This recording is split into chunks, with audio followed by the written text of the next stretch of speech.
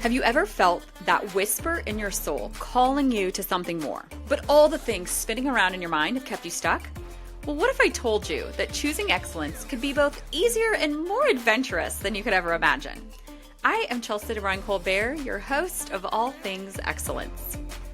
I'm a soul catalyst for excellence who leapt off that corporate cliff and left small-town Iowa farm life in my 20s to follow my calling, helping women come home to themselves by anchoring into who they're designed to be. I create sacred containers where women rediscover their truth, design their dream life, and transform those whispers into action. Now you can find me running my business from the soccer sidelines as a coach's wife, hiking my favorite Arizona mountain, or back in Iowa with my family, or on an adventure chasing my next sunrise, hot cup of coffee and journal in hand. Through intimate conversations about the stories, the traumas, and the transformations behind choosing excellence, we're creating a collective healing journey together.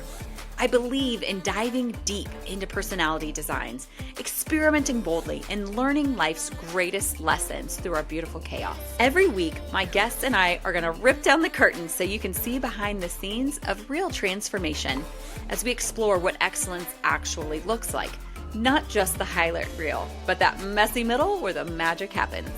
Whether you're seeking inspiration to take that leap or already on your journey and craving connection, this is your invitation to join us. So grab your coffee, settle in, and get ready to discover just how close you are to the life your soul is calling you to create. This is All Things Excellence.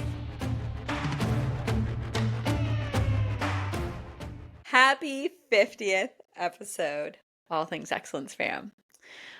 I have been kind of writing this episode here and there. I've put some notes in it probably over the last 6 weeks since I decided that this would be the 50th episode, would be the last episode of season 1, and that I had pre-scheduled and built in for the entire month of July a little sabbatical and just a rest. And just, I think that we need to give ourselves that permission.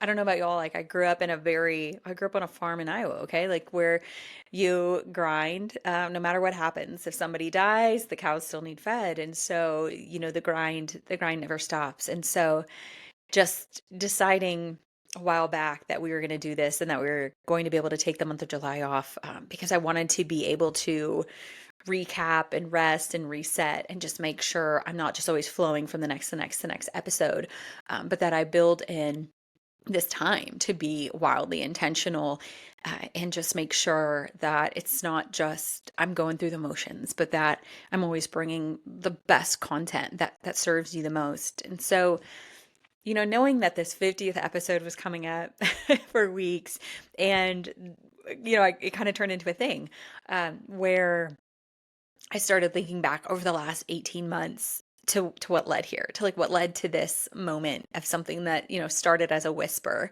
during a season of transition, and thinking about how this podcast itself has absolutely healed me from the inside out, and helped me to reclaim my roar that I'd lost. That, as a human design projector, which I've talked about, our deepest need is to feel seen and heard. And that I spent so many years of my life, not just not being seen and heard, but, very intentionally by someone that mattered to me being shut out and being shoved down and constantly being told, that I was broken and not enough and all the things. And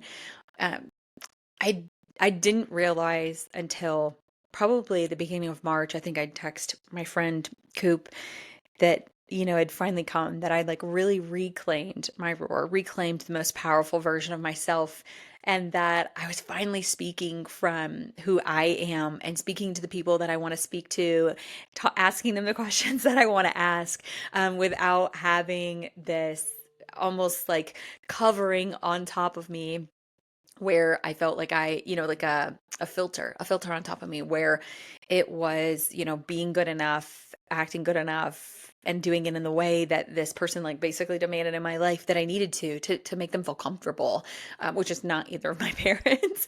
My parents gave up trying to get me to be who they need me to be to feel comfortable a long time ago. I don't know if they ever even tried, honestly. And the more I thought about it, the more I realized like I am so proud of myself. And I've said that to my husband so many times over the last 10 days. I'm like, I knew I could do it, but I'm so proud of myself that I did. And one thing about the home that I grew up in, which I have talked to my parents about this a lot, and my dad even joked today about us going to therapy together. And I was like, oh my gosh, is this a joke or not? This is kind of awkward. This is so weird. Like you're a 9 and I'm an 8. And but he did joke about it. So that was weird. That was something that I really wasn't raised to be able to do, was to celebrate myself. My dad comes from a very conservative background, and it was always, congrats, but you need to stay humble from not just him, but also from his mom, who is my grandma that I love and I love her dearly. She's still alive, still a huge part of my life. I love emailing her, but it was a thing, right? Like it was a thing where, growing up, I was expected to just be so excellent. But also, really in the church that I grew up in, it was kind of frowned upon to celebrate yourself. And so, God forbid we not be humble.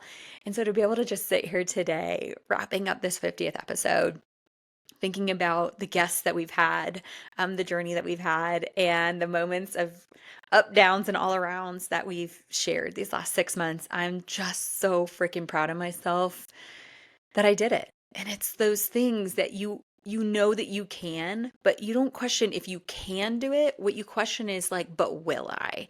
And I think that's where I always lie with big goals. It's like I always know that once I put my mind to something, of course I can do it. But am I really going to? Am I really going to follow through on my wild strategies and my big ideas?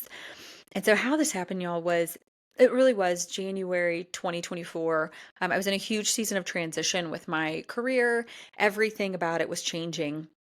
And I felt this, truly, I felt a whisper. Like I felt just this whisper from God that I needed to start a podcast. Like I was sitting out on my patio, and y'all know we do it in my alignment edit where we talk about the 8 different areas. And in doing that, I just had written out that I was going to start a podcast, which is so wild because like people had obviously said to me, oh my gosh, you should do a podcast so many times. I train and teach a lot. Like, you kind of get told that when you train and teach a lot. And I was like, literally no. But it came to me. And so I wrote it down. And later that day, of course, because this is how the algorithm works, I got an advertisement to buy a course on starting a podcast. And I went to my husband and I said, I'm going to purchase this course. It was several $100s. And I said, I'm not going to start a podcast today or even this month, but I'm buying it and I'm committing to you that somewhere between now and the end of the year, I'm going to start this podcast. And he said, okay, I think that you would be great. Absolutely. You should do that. And so I did. Well, last August, in 24 hours, really randomly, again, like, I don't know how this happens. It just happens the way it happens. It happens the way the universe, God, whatever wants it to happen. And in August, all in 24 hours, I signed up for 3 different courses, y'all. One with my current Enneagram coaching company to not just be an Enneagram coach, I already had that done, but to get my typing specialist certification where I really get training on how to specialize in that. Because as you all know at this point, I'm super obsessed with people not mistyping with the Enneagram, and I'm super obsessed with people finding their real Enneagram type. And then I signed up for a course on creating courses. And then I signed up for a social media course to like figure out how to come alive on social media, because I'm really good at stories and nonchalant things. But if you want me to actually plan and structure something, that's where I'm actually terrible. And what I learned through taking those 3 courses in the time between the end of August and the middle of October, all these courses happened. At one point, they were all going on at once. And I learned, first of all, I am a live course girl only. I should never buy a course that is recorded because I'm never going to watch it. But I will pay somebody to watch it for me and give me the cliff notes.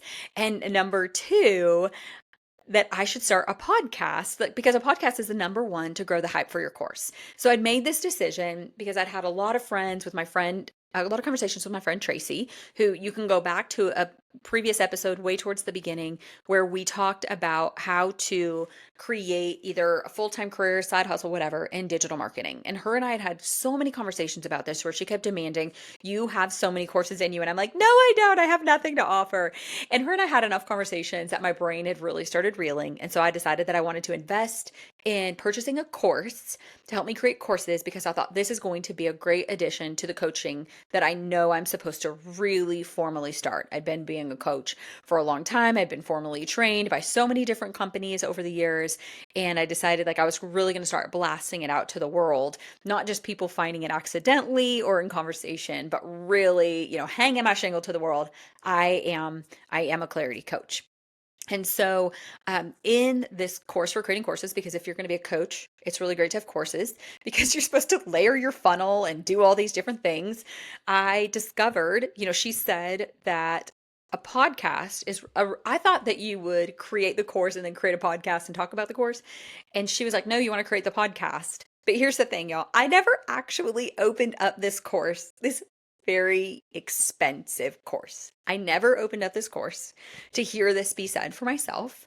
I only showed up to all of the live situations, like all the live meetings. I was on every single live meeting, no matter what time of day it was, even if it was 7 a.m, I was on those, but I never opened up the course. But there was a day where I was driving away from my customer Melody. Like I remember where I was turning around in her cul-de-sac, going down the road, and my friend Andrea, I can't remember whether she called me or she either called me or voice messaged me that day and said, we were voice messaging back and forth. We both very accidentally, by God's design, ended up doing this together. Like we were not friends like this before this. Like we've known each other for 20 years, but this thing, like our mutual coach that was coaching us was like, hey, you guys are both in this course. Did you know that?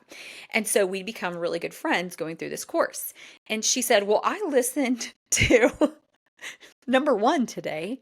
Of all the course, there's like hundreds of videos in there. And she listened to the first one. She goes, and in there, Amy said that you should start a podcast and then hype up your course. So then when your course launches, you already have a following. And I thought, well, I thought we were supposed to do it the opposite way. And she said, no, because I just thought that in my own head. Like nobody had told me. I just thought like, yeah, I'm going to launch this course out and then I'll create a podcast and people can go to it. And she said, nope. She said, you want to do a podcast first because it's going to build your audience and your listener base, and then you'll launch this course. Well, that was enough for me. That's all I needed. That's all I needed to hear. And you guys, in that moment, this is where my number one thing I want to encourage you guys to do, chase the whispers. Chase the whispers. Like when she said that to me, it hit me so hard. I knew there was not a single shred of doubt that this is what I was supposed to do. Like all the splenic projector, intuitive, chase the whispers, like go after the intuitive hits thing in me said, this is my very next best step is I have to start this podcast. So I talked to her and then immediately within moments, I reached out to my friend Angela, who is the CEO of Unique Genius. And Unique Genius, what they do is they find you strategic partners, better known as virtual assistants, executive assistants, whatever you need in that whole virtual realm to help you do things, whether it's calendar management or whatever you need, graphics, whatever. They find you this assistant. And so I reached out to Ange, who is one of my very bestest friends, and said, okay, I'm ready. Like you keep telling me like when I'm ready to get someone through your through Unique Genius, just let you know, and I'm ready. And I need somebody that is really good at Kajabi and that is really good at producing a podcast because I am going to launch a podcast. And I knew that I could launch a podcast because Ange already had one. So I'd already watched her walk through that.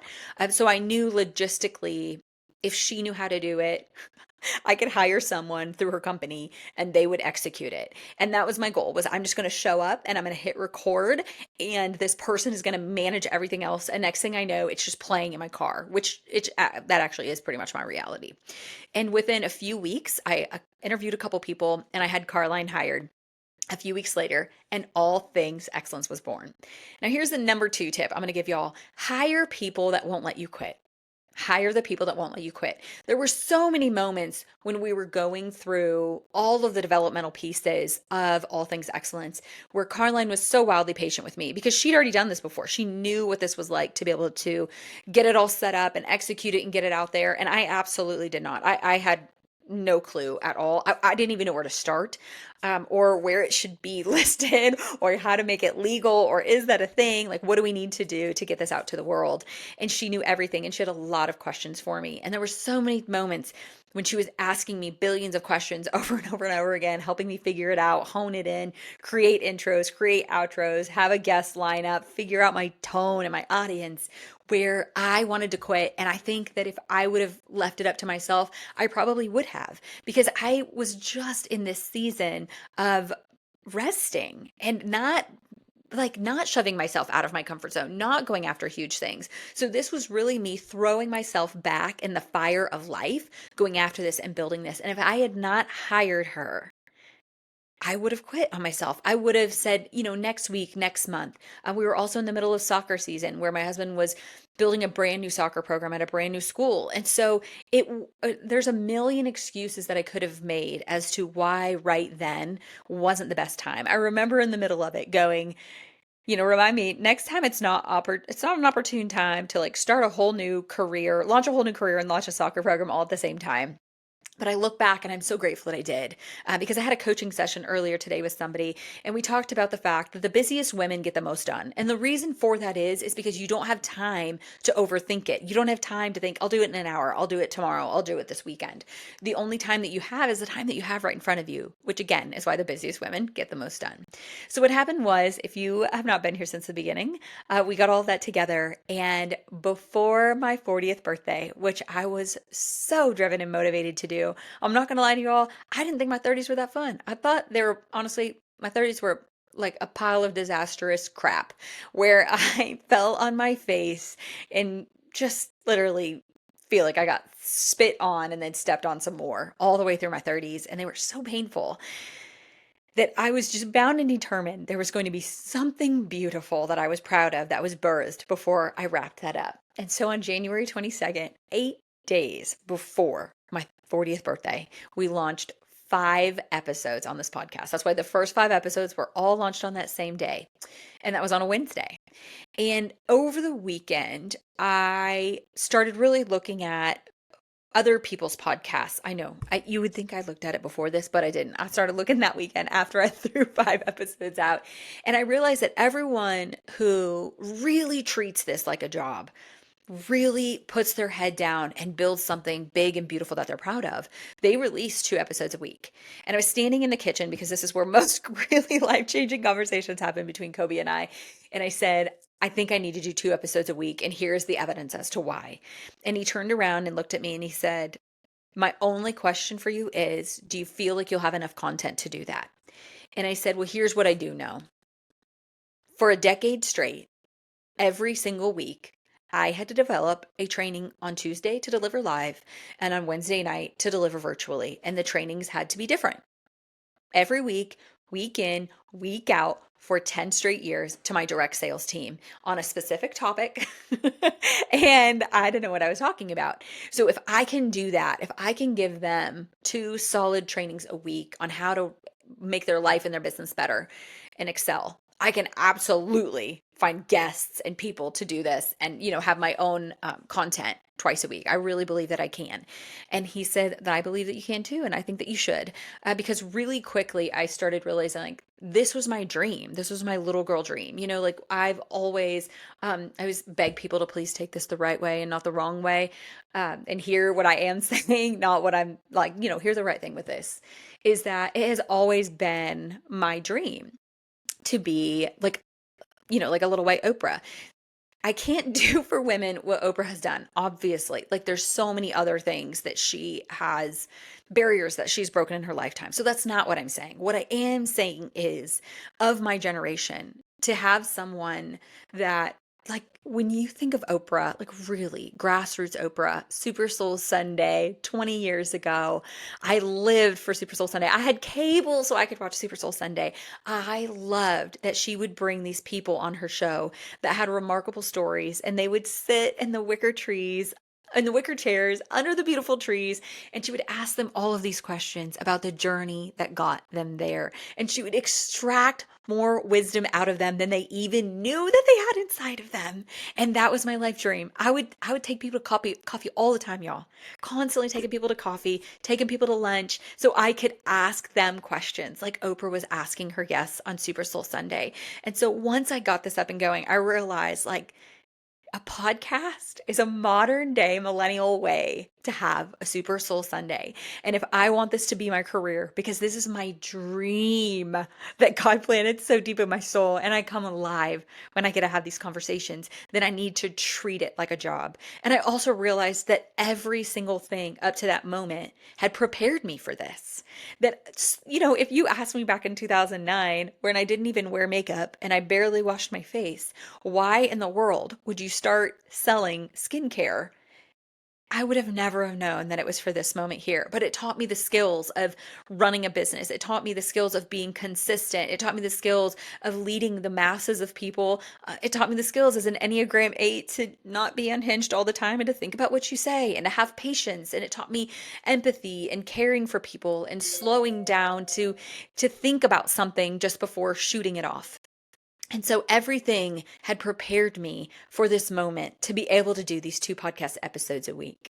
And y'all, here we are, 6 months and 50 episodes later.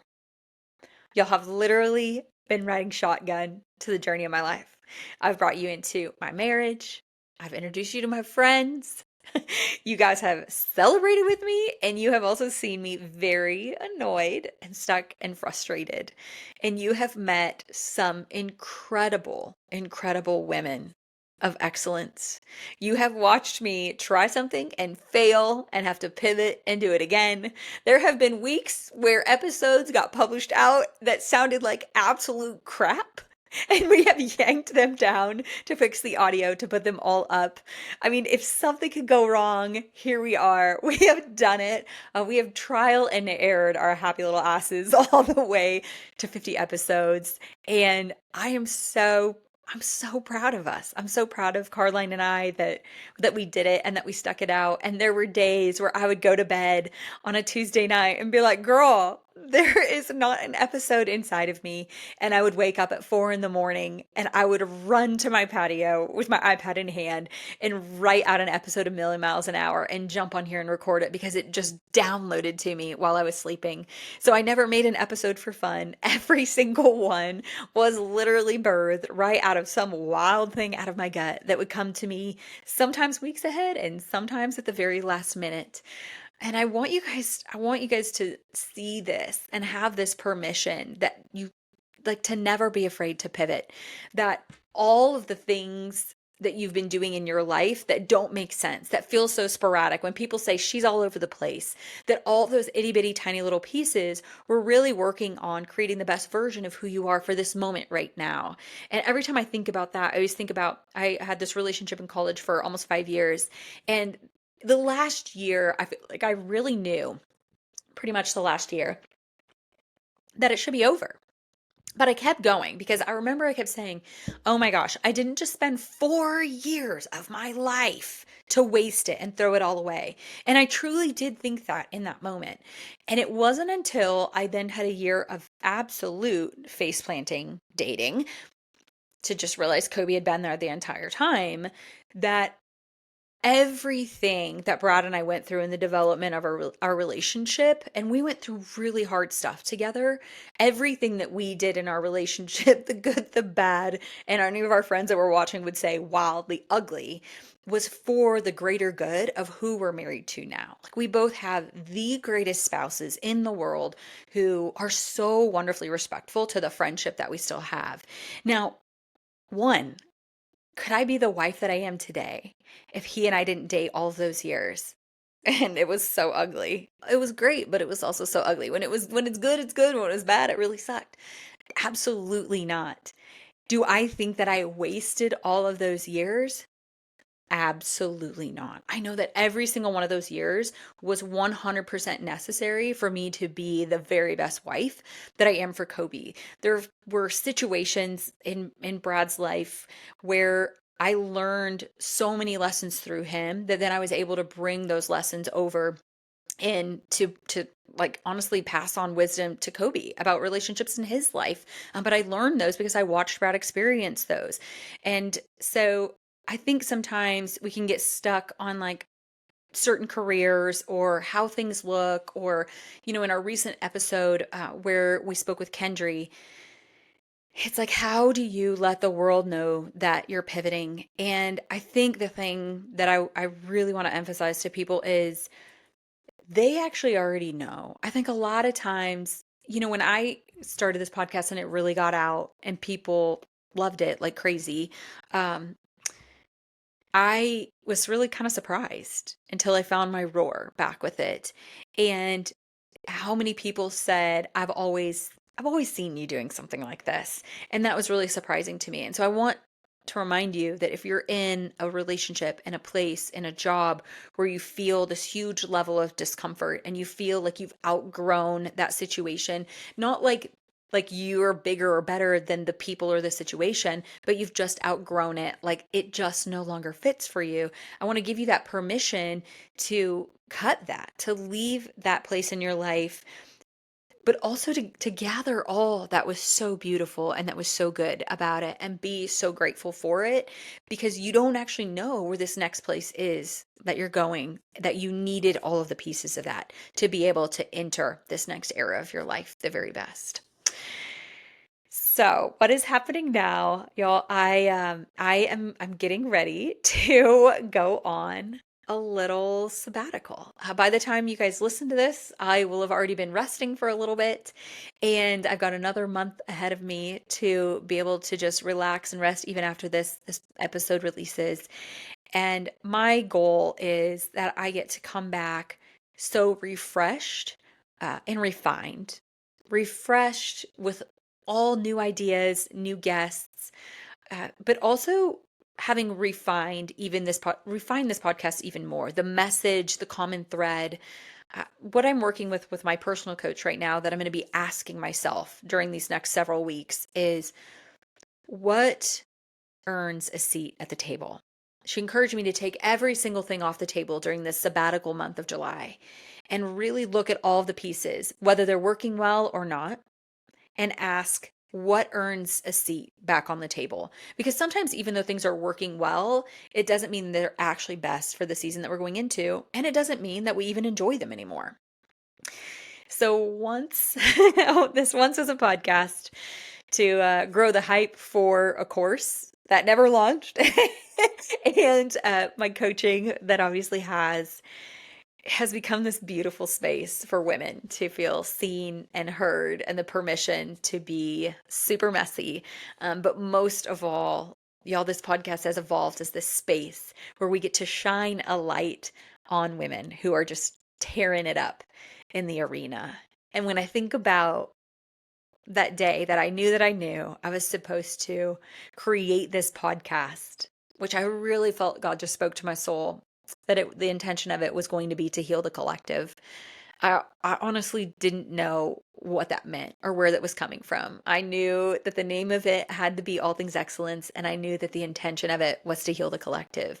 But what I didn't know is that it would evolve into this beautiful space where we're shining light on these incredible women of excellence who are also giving permission to all of you that are out there listening to fall on your face, make it messy, give it a try, fail, and then go after it again. So, season 2 will return Friday, August 1st, and we will continue to rip back the curtain on the stories, the traumas, and the transformations behind women's decisions to be excellent. And as I go, take some time off, here just to rest and think and pause and squeeze all the juice out of life and really drink in all this summer has to offer. I wanted to leave y'all with this. This just, is what I'll get in these modes sitting out on my patio, which is my special place. It's my Selah place. It's my thin space. It's my heaven on earth. And it's basically where, 95% of these episodes were written right out there on that sacred space on that patio. And a few weeks ago, this just came to me when I thought about this episode. So the permission that I want to give to y'all, because that's how we end, right? We always end, what permission can you give to our listeners? And so this is my permission. My hope is that this podcast that's been overflowing with the highs, the lows, and the celebrations and the sorrows has given you the permission to just fudge around and find out, to leap and know that God's long game has everything working out for your good. And that even if your next thing isn't the thing, it is 100% necessary for you to have, do, and be for whatever the thing is you'll eventually uncover. I hope you find the permission to embrace the uncertainty and the unknowing, that you might be in a place where you have no clue where any of the roads lead, but you know that you're okay. And that you're not just okay, but that you have gotten to this place where you're unbothered by the unknowing. Because in the midst of all of your uncertainty, you've just designed a life that you love, where simple joys like leaves flowing in the wind and a smile from strangers brings happiness to your day, where you're hungry for your next, but peaceful in the present all at the same moment, because you love your life. And you've officially given yourself permission to love you no matter what. Loving you in all of your mess ups, your missteps, your uncertainty, and your unknowns, because you understand now that this is the point.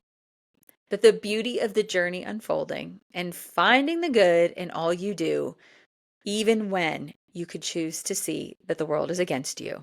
But you've made the decision to entertain just for a moment how even in the midst of this madness of life, the world is actually always for you. You have fallen in deep infectious love for your life, and most importantly, a wildly above and beyond level of acceptance and love for yourself. Thank you, All Things Excellence fam, for coming back here every Wednesday and Friday, for all the love you've given to the guests on the show. And thank you for all the love that you have given to Kobe and I as we absolutely fumbled our way through creating and launching the show. We will see you right back here after my sweet summer sabbatical on Friday, August 1st.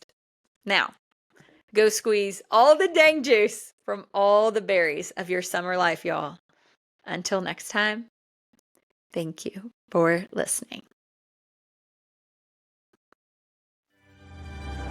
Thanks for listening to All Things Excellence. If something landed with you today, I'd love for you to follow the show, share it with a friend, or leave a quick review. It helps more women find these transformational conversations. And if you're ready for support with your next step, or needing someone to stand in the gap with you to figure out what that even is, I'd love to create that space for you. And my intro clarity call is a great place to start, because life is too quick and too full to have to figure it out alone. Until next time, All Things Excellence fam, thank you for listening.